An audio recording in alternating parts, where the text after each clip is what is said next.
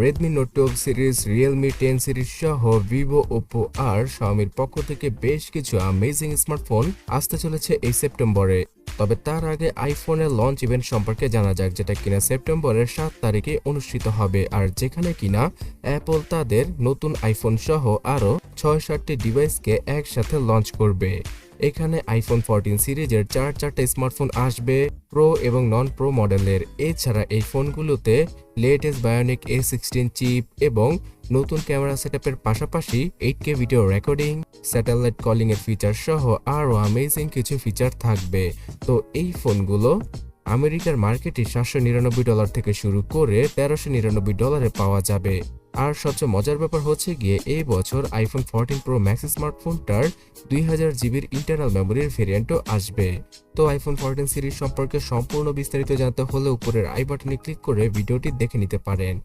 কিন্তু এখন আমরা রেডমি সম্পর্কে জানবো, বিকজ রেডমি নোট 12 সিরিজের 3 থেকে 4টি স্মার্টফোন এই সেপ্টেম্বর মাসে চলে আসবে চাইনিজ মার্কেটে। এছাড়া অক্টোবর থেকে নভেম্বর মাসের মধ্যে আমরা এই ফোনগুলোকে পেয়ে যাব ইন্ডিয়া সহ বাংলাদেশের মার্কেটে। Redmi note 12, 12 pro, 12 pro plus এই সকল স্মার্টফোনই আসবে চাইনিজ মার্কেটে সর্বপ্রথম। আর এখানে সবগুলো স্মার্টফোনই 5G কানেক্টিভিটির সাপোর্ট এবং মিডিয়াটেকের নর্মাল থেকে সেমি ফ্ল্যাগশিপ টাইপের চিপসেটের সাথে আসবে এই ফোনগুলো।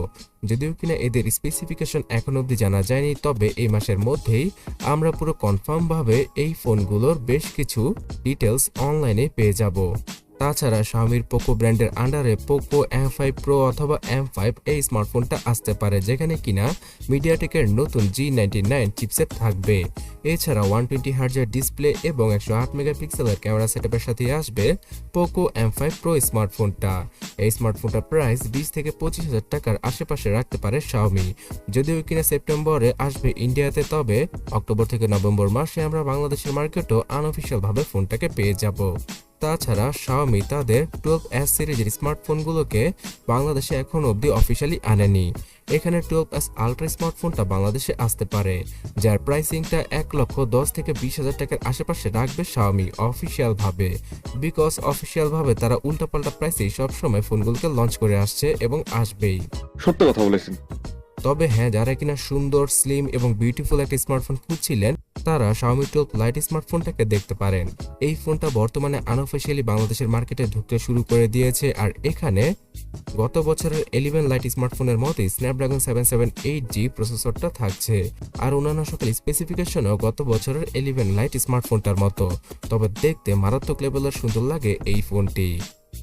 আর Xiaomi তাদের K50 সিরিজে 200 মেগাপিক্সেলের ক্যামেরা সেন্সরের সাথে নতুন একটা স্মার্টফোনকে নিয়ে আসবে, যেটা এই মাসে আসার সম্ভাবনা খুব বেশি।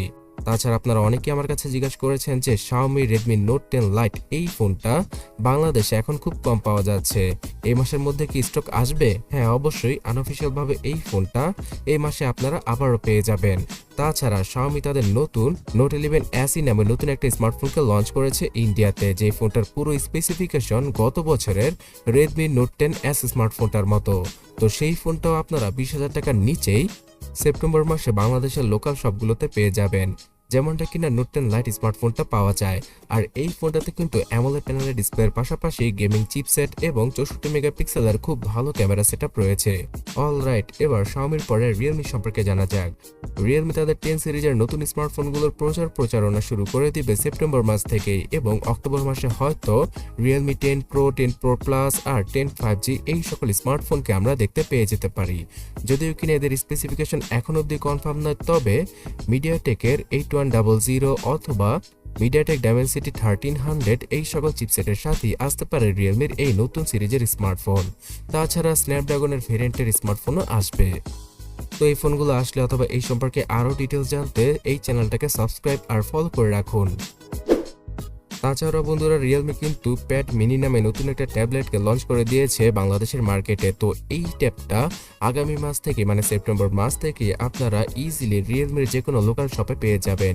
বর্তমানে এই ট্যাবটিকে তারা দারাজে সেল করছে, যার প্রাইস 21,500 টাকা। তো বর্তমানে বাংলাদেশের যে অবস্থা সেই অনুযায়ী এই ট্যাবের প্রাইস আপনার কাছে আরও বেশি মনে হতে পারে, বিকজ এখানে ইউনিসেকের T616 চিপসেট থাকছে আর স্টোরেজ সেকশনে 332 ভার্সনের সাথে রিয়েলমির এই প্যাড মিনি ডিভাইসটি পাওয়া যায়। আর আনঅফিশিয়াল ভাবে Realme GT Neo 3 স্মার্টফোনটাও এই মাস থেকে বাংলাদেশের মার্কেটে অ্যাভেলেবল হয়ে যেতে পারে। অলরাইট, এবার স্যামসাং সম্পর্কে জানা যাক। স্যামসাং এর বাজেট ক্যাটাগরির A04 অথবা A04 কোর এই স্মার্টফোনটা বাংলাদেশের মার্কেটে 15 থেকে 20,000 টাকার আশেপাশে চলে আসতে পারে। এছাড়া স্যামসাং অন্যান্য সকল কান্ট্রিতে তাদের A23 5G স্মার্টফোনকে নিয়ে আসবে, যেখানে কিনা স্ন্যাপড্রাগনের 695 চিপসেট, এলসিডি অথবা অ্যামোলেড প্যানেলের ডিসপ্লে আর 90 হার্জের স্মুথনেস পাওয়া যাবে। তাছাড়া এই ফোনটিতে 5000 mAh এর ব্যাটারি থাকলেও কোনো প্রকার চার্জারকে বক্সের মধ্যে ফ্রিতে দিয়ে দেবে না স্যামসাং, চার্জার আপনাকে আলাদাভাবে পারচেজ করতে হবে। এছাড়া বন্ধুরা, ওপ্পোর পক্ষ থেকে বাজেট ক্যাটাগরিতে ওপ্পো তাদের A57 স্মার্টফোনকে লঞ্চ করে দেবে। আর এই স্মার্টফোনটাতে মিডিয়াটেক G35 এর মতো একদম লো রেঞ্জের একটা চিপসেটকে ইউজ করবে ওপ্পো। তার সাথে সেই এইচডি রেজলিউশনের ডিসপ্লে আর 5000 mAh এর ব্যাটারি তো পাওয়াই যাবে। তাছাড়া ভিভোর পক্ষ থেকে একটা বাজেট ক্যাটাগরির স্মার্টফোন আসতে পারে, তবে সেই ফোনটা সম্পর্কে এখনও ক্লিয়ার ভাবে কোনো কিছু জানা যায়নি। তবে হ্যাঁ, ভিভোর একটা ফ্ল্যাগশিপ ক্যাটাগরির স্মার্টফোন যেটা কিনা স্যামসাং এর ফোল্ডেবল স্মার্টফোনকে টক্কর দেওয়ার জন্য তৈরি করেছে ভিভো, সেটা আগামী সেপ্টেম্বর মাসে চলে আসবে গ্লোবাল মার্কেটে, যার নাম ভিভো এক্স ফোল্ড এস, যেখানে কিনা স্ন্যাপড্রাগন 8+ Gen 1 চিপসেটের পাশাপাশি মারাত্মক লেভেলের সকল স্পেসিফিকেশন থাকবে। 12GB র্যামের সাথে আসা এই ফোনটাতে মারাত্মক লেভেলের ক্যামেরা সেটআপ তো পাওয়া যাবেই, তার পাশাপাশি আলট্রাসনিক ফিঙ্গারপ্রিন্ট স্ক্যানারকেও ইউজ করবে ভিভো। তো এই ফোনটা লক্ষ টাকার আশেপাশে লঞ্চ করা হবে।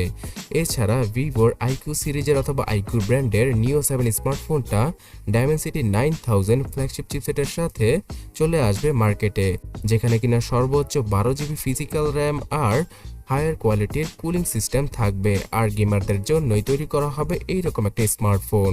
এবং ভিভো তাদের V25 স্মার্টফোন সিরিজকে নিয়ে আসতে পারে বাংলাদেশে এই সেপ্টেম্বর মাসে, যেখানে কিনা আগের জেনারেশন থেকে কিছুটা ডিফারেন্ট টাইপের স্পেসিফিকেশনের সাথে আসবে ভিভো V25 সিরিজের দুইটা কি একটা স্মার্টফোন বাংলাদেশে।